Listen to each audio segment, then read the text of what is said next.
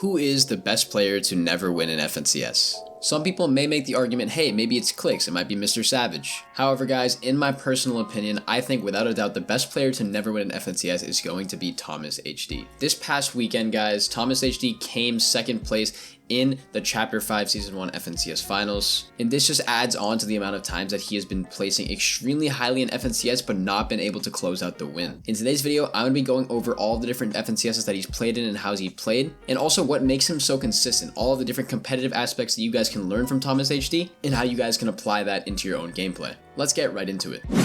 So guys, to start off, I just want to go over Th0masHD's competitive history when it comes to FNCS Grand Finals. Now let's get one thing out of the way. Th0masHD is a very consistent player. In my opinion, he is one of the best European players of all time. He ranks in the top 5 list for me. However, if you guys don't know, Th0masHD has come top 5 in Grand Finals. This means he's either become 2nd, 3rd, 4th, or 5th 10 times in FNCS. That number is absolutely astounding. That is more than any other player on any region in the entire world. Th0masHD has come 2nd before, he's come 3rd, he's come 4th, he's even placed 5th, and even the FNCSs in which he's not placed top 5, he's placed 6th, he's placed 11th, he's placed 18th. He's been placing pretty highly in pretty much every FNCS he's played in. Now guys, what this essentially means is that Th0masHD is one of the most consistent players in the whole competitive scene around the world. He has been able to consistently replicate a very high level competitive playstyle in order to do very well.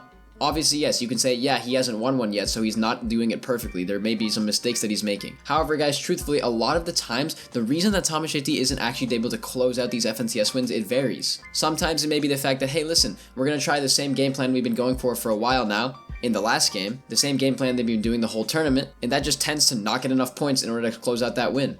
The other team that's in second, or their team that they're fighting with for first, that team may try to do something where they try to get more eliminations, try to get higher placement points, something where it kind of propels them to that first place spot.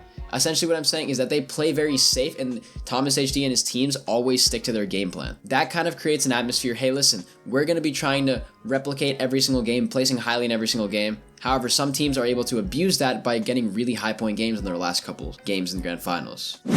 Now guys, I just want to go into generally what Th0masHD actually does to be this consistent. Obviously, as you guys probably know, Th0masHD has some of the best aim in the entire world. Countless times he's been accused of soft aiming, cheating, his snipes are extremely good. Now there's two things that this does that actually propels him super far to the forefront. Th0masHD is never low on surge. He's pretty much always able to get storm surge regardless of the situation. He's able to get really good snipes, really good tags on people. He wins a lot of box fights and gun fights because he's simply able to hit his shots.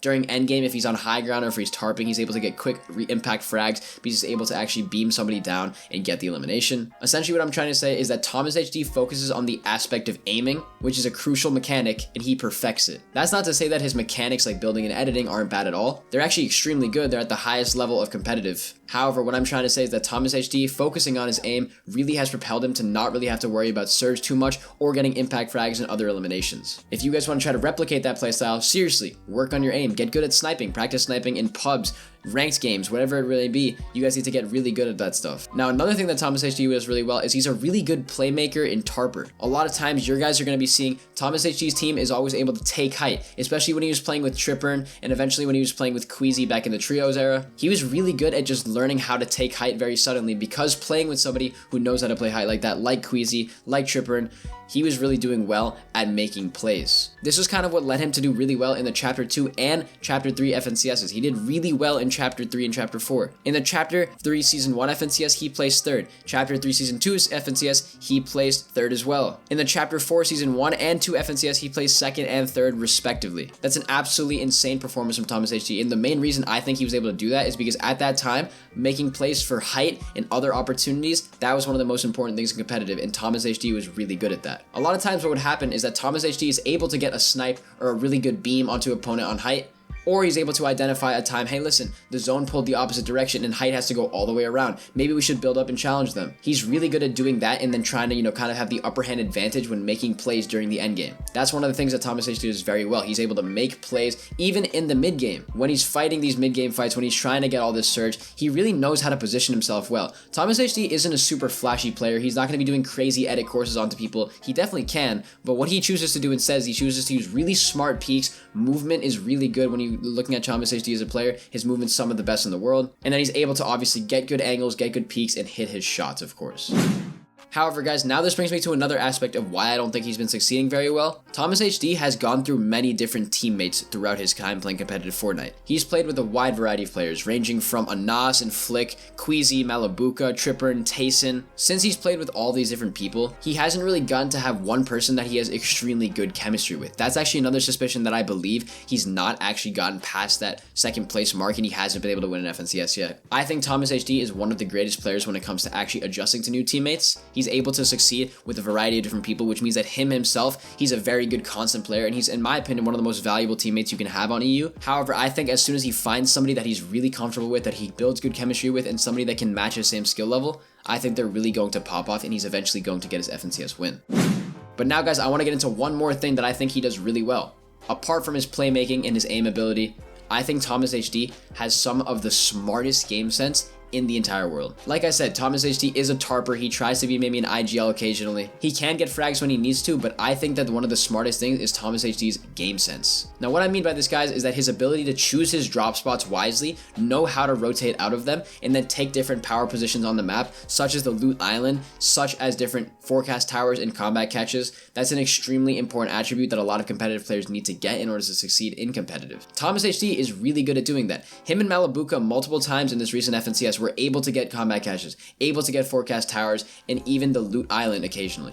The biggest thing that I'm seeing, guys, from all these different players that are really good and have very good game sense is that they know when to take these power positions and they know how to use them correctly. I'll see plenty of players that go onto the island that aren't actually able to get enough storm surge tags or capture the island efficiently because they haven't actually based up and used it correctly. They're going to get bombarded by people rifting onto them and they're eventually going to get eliminated because they don't know how to play the island. Th0masHD knows how this stuff works. He knows when to go for the island. He knows obviously where it's going to spawn because you can predict that now. It's a pretty much like zone theory. When the island pops up, Th0masHD knows where it's going to pop up just based off the probability of where he's done it because he's practiced so much. I guess what I'm trying to say is that Th0masHD's natural inhibition for understanding where stuff's going to pop up, where events are going to happen around the map, and where players are going to rotate, I think that's another reason that he's able to get so much storm surge and have such good loot and also alpha up really good POIs. He knows how to play them, he knows how to get the best drop, he has all of the basic stuff down, and he perfects it to a level that's absolutely perfect. That's kind of the thing about Th0masHD. I believe he's a player who has the fundamentals, but has perfected them so much to the point where he basically has no flaws in his game. As we go forward into the next coming FNCS seasons, guys, I am really excited to see how Th0masHD does.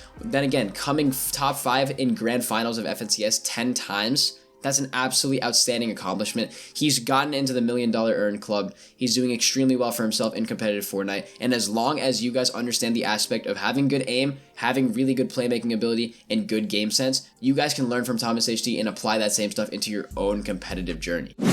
And as for Thomas and his own career, I think that as long as he finds a good teammate, maybe he'll stick with Malabuka. If he does do that, I think that he's really going to perform and do very well. Guys, that is my video on Th0masHD. I think that he is, in my opinion, I'd argue one of the best European players of all time. Obviously, you have players like Tayson, you have players like Queasy and Veno, but my problem with that is that those players are really good because they have very good standout performances, but Th0masHD is the most consistent European player, and I'd actually argue the most consistent Fortnite player in all of competitive history. That is about it for this video, guys. Be sure to like, subscribe to the channel down below. I hope you all enjoyed, and I will see you all in the next video. Bye, guys.